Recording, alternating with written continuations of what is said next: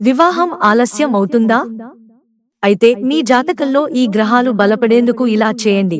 ప్రతి తల్లిదండ్రులు తమ బిడ్డ సరైన సమయంలో, సరైన వయసులో వివాహం చేసుకోవాలని కోరుకుంటారు. అందుకు తగినట్టుగా వివాహ సంబంధాలు వెతుకుతారు.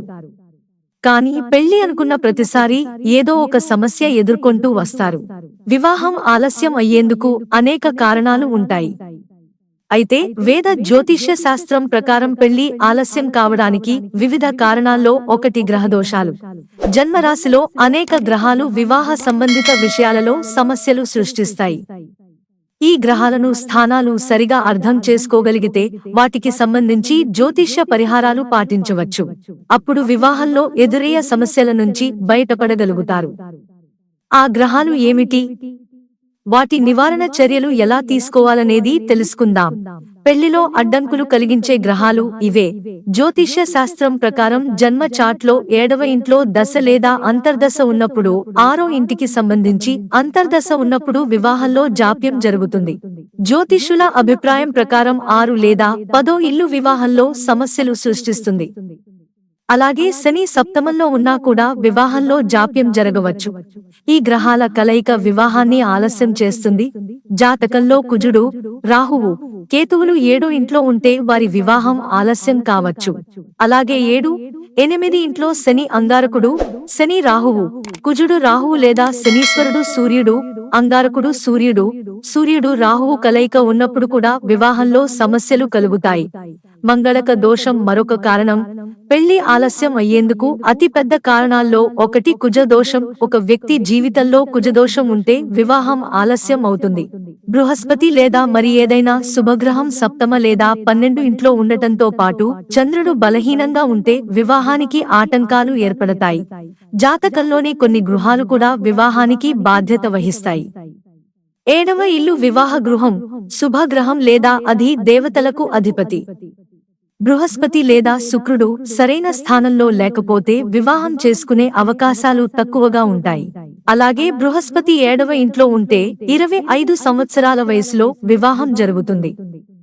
బృహస్పతి, సూర్యుడు సరిగా లేకపోతే వారికి ఏడాదిన్నర పాటు వివాహం ఆలస్యం అవుతుంది. అలాగే రాహు లేదా శని ప్రభావం ఉంటే 2 నుంచి 3 సంవత్సరాలు వివాహం ఆలస్యం అవుతుంది. వివాహంలో వచ్చే సమస్యల నుంచి బయటపడేందుకు కొన్ని నివారణలు పాటించడం మంచిది. ఇలా చేయడం వల్ల పెళ్లి విషయంలో జరిగే జాప్యాన్ని తగ్గించుకోవచ్చు. శివలింగాన్ని పూజించాలి. చాలా కాలంగా వివాహ విషయంలో జాప్యం ఎదుర్కొంటున్నట్లయితే మీరు శివలింగాన్ని పూజించాలి. ఇది మాత్రమే కాకుండా క్రమం తప్పకుండా గణేష్ ని పూజించాలి.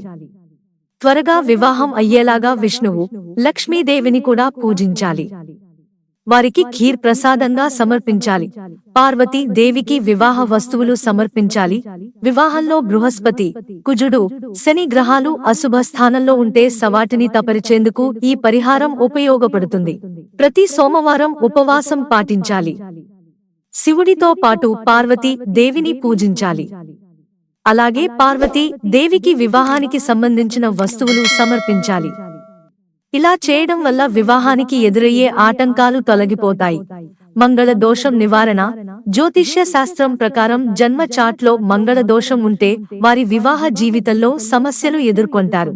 జ్యోతిష్యుల అభిప్రాయం ప్రకారం అంగారకుడి చెడు ప్రభావం తగ్గాలంటే మంగళవారం నాడు ఉపవాసం ఉండాలి. హనుమాన్ ఆలయాన్ని సందర్శించాలి. హనుమంతుడికి లడ్డూలు సమర్పించాలి. అలాగే హనుమంతుడికి సింధూరం సమర్పించడం వల్ల మంగళ దోషం ప్రభావం తగ్గుతుంది. గురువారం ఉపవాసం పాటించాలి. జ్యోతిష్య శాస్త్రం ప్రకారం దేవతల అధిపతి బృహస్పతిని వివాహ గ్రహంగా పిలుస్తారు. బృహస్పతి బలహీనమైన స్థితిలో ఉంటే పెళ్లి చేసుకునేందుకు అనేక సమస్యలు ఎదురవుతాయి. అందుకే బృహస్పతి స్థానం మెరుగుపరిచేందుకు పసుపు బట్టలు ధరించి గురువారం విష్ణుమూర్తిని పూజించాలి. పప్పు, అరటిపండు, పసుపు, కుంకుమ వంటి వస్తువులు దేవుడికి సమర్పించడం వల్ల మేలు జరుగుతుంది. వీలైతే 11 లేదా 21 గురువారాలు ఉపవాసం ఉంటే ఫలితం లభిస్తుంది. గుప్త దానాలు చేయాలి. వివాహంలో సమస్యలు ఉంటే ఆర్థిక పరిస్థితికి అనుగుణంగా గుప్త దానాలు చేయవచ్చు. ఈ పరిహారం వివాహంలో వచ్చే అన్ని సమస్యలను పరిష్కరించగలదని పండితులు సూచిస్తున్నారు. రహస్యంగా దానం చేయడం వల్ల జాతకంలో రాహువు స్థానం కూడా బలపడుతుంది. శివలింగానికి నల్ల నువ్వులు సమర్పించాలి. వివాహానికి ఆటంకం కలుగుతుంటే దాని నుంచి బయటపడేందుకు ప్రతి శనివారం శివలింగానికి నల్ల నువ్వులు సమర్పించాలి. ఇది చాలా ఫలవంతమైనది. అంతేకాకుండా శనివారం నాడు నల్లని వస్త్రంలో నల్ల మినపప్పు, ఇనుము, నల్ల నువ్వులు, సబ్బు పెట్టి దానం చేయడం వల్ల కూడా మేలు జరుగుతుంది. రాధాకృష్ణుల చిత్రాన్ని ఉంచుకోవాలి. జ్యోతిష్యులు సూచించిన విధంగా వివాహానికి ఆటంకాలు ఎదురుపడుతుంటే పడకగదిలో రాధాకృష్ణుల చిత్రపటాన్ని ఏర్పాటు చేసుకోవచ్చు. ఇది తూర్పు లేదా ఉత్తర దిశలో ఉంచుకుంటే మంచి ఫలితాలు వస్తాయి. మిత్రులారా, ఛానల్ సబ్స్క్రైబ్ చేసుకోవడం మర్చిపోకండి. ధన్యవాదాలు.